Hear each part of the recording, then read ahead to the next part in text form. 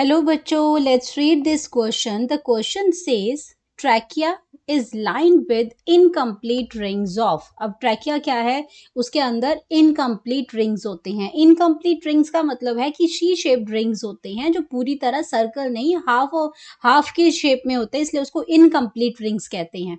तो हमारा क्या है, उसमें 4 ऑप्शंस दे रखे हैं। वो किस चीज से बने होते हैं ये रिंग्स? तो ये फाइब्रस कार्टिलेज है, इसमें फाइब्रस कार्टिलेज का बना होता है, या कैल्सिफाइड कार्टिलेज का बना हुआ है, या इलास्टिक कार्टिलेज का बना हुआ है, या फिर ये हाइलाइन कार्टिलेज का बना हुआ है। तो इसमें ये 4 ऑप्शंस है जिनको हम देखेंगे कि कौन सा इसमें करेक्ट ऑप्शन है, किस चीज के रिंग बने हैं। तो हम बात करते हैं अपने की कॉन्सेप्ट की। कॉन्सेप्ट है इसमें हमारा incomplete rings in trachea. In complete rings in trachea। ये है ट्रैकिया।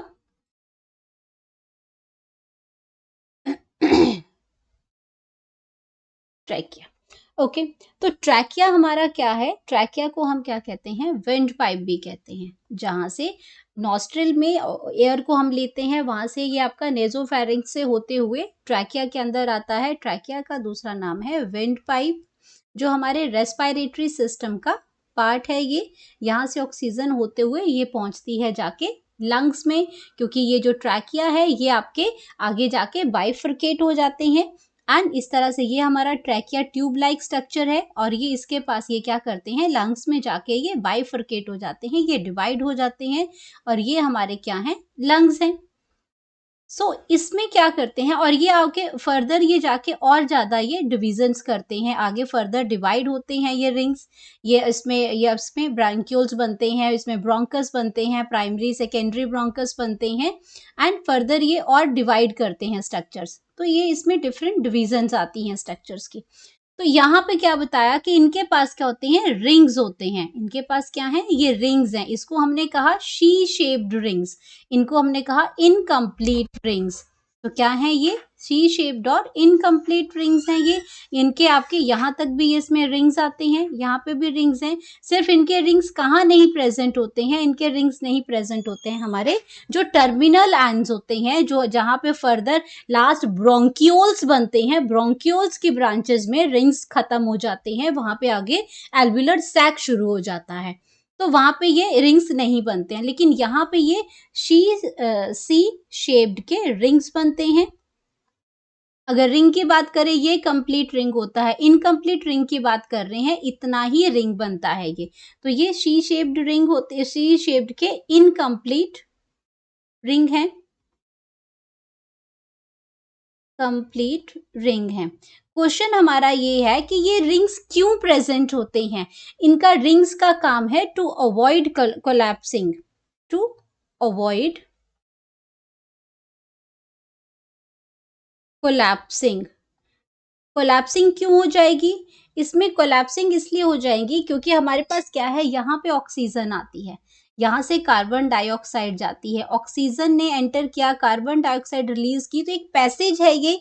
और यहाँ पे ऑक्सीजन का जो गैसेस का वो इनहेल करना, एक्सहेल करना, वो सारा चलता रहता है। तो ये सिर्फ एक पैसेज है गैसेस के आने जाने का। तो अगर इस टाइम पे अगर ये रिंग्स में एक बार ऑक्सीजन निकली, और अगर उसमें जो गैसेस का जो वॉल्यूम है वो ट्रैकिया में कम हो गया, तो ये क्या कर सकती हैं, अगर रिंग्स नहीं प्रेजेंट होंगी तो ये क्या करेंगी, अगर रिंग हमारी इस तरीके से फुली हुई है, अगर इसमें रिंग प्रेजेंट होगा तो ये खिंची रहेंगी। अगर रिंग्स नहीं प्रेजेंट होंगे तो वो क्या करेंगी, वो आपकी इस तरह की शेप की हो जाएंगी, ये आपकी फ्लैसिड हो जाएंगी, ये आपकी बिल्कुल कंस्ट्रिक्ट हो जाएंगी, सिकुड़ जाएंगी बिल्कुल।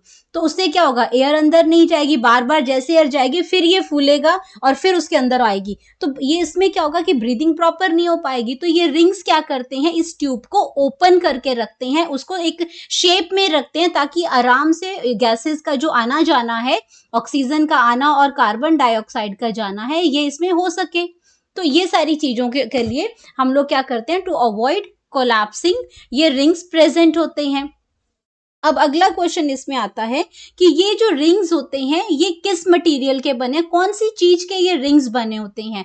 तो हमारे पास क्या है, हमारा जो इसमें जो ये इसमें जिससे ये रिंग बनाए जाते हैं वो एक ऐसा मटेरियल है, कार्टिलेज का है, जो स्ट्रॉन्ग तो है, ऐसा नहीं है एयर के प्रेशर से ये फट जाते हैं रिंग, नहीं, ये आपके कार्टिलेजनस रिंग, कार्टिलेज मतलब ऐसा मटेरियल है, कार्टिलेज होती है, एक बोन्स होती हैं, बोन आपके क्या है, बोन्स में क्या है, स्टिफनेस बहुत ज्यादा है, वो फ्लेक्सिबल नहीं है, लेकिन कार्टिलेज क्या है, कार्टिलेज जो मटेरियल है, कार्टिलेज के अंदर क्या है, फ्लेक्सिबिलिटी है, स्ट्रॉन्ग तो है ये, स्ट्रॉन्ग है, बट साथ में क्या है, फ्लेक्सिबिलिटी भी है, ये फ्लेक्सिबल भी है ये, ठीक है। तो एयर अगर अंदर आती है तो उस हिसाब से ये फ्लेक्सिबिलिटी इसके अंदर प्रेजेंट होती है।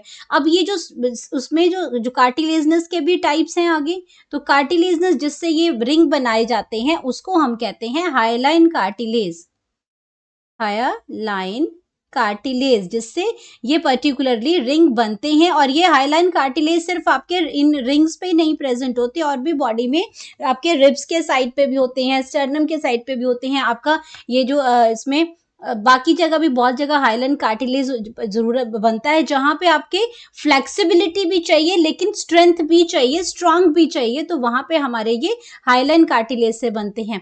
फाइब्रस कार्टिलेज, ये आंसर जो है वो रॉन्ग हो जाता है, क्योंकि फाइब्रस एक डेंस थिक स्ट्रक्चर टाइप की कार्टिलेज बनती है, जहां पे थिकनेस तो है लेकिन फ्लेक्सिबिलिटी उतनी ज्यादा नहीं बनती है, एक थिक स्ट्रक्चर बनाता है, तो फाइब्रस कार्टिलेज के रिंग नहीं बनते हैं। कैल्सीफाइड है, जो आपके बहुत ही हार्ड टाइप के टिश्यूज है उसमें कार्टिलेज है, उससे ही, तो ये ऑप्शन भी गलत हो जाएगा।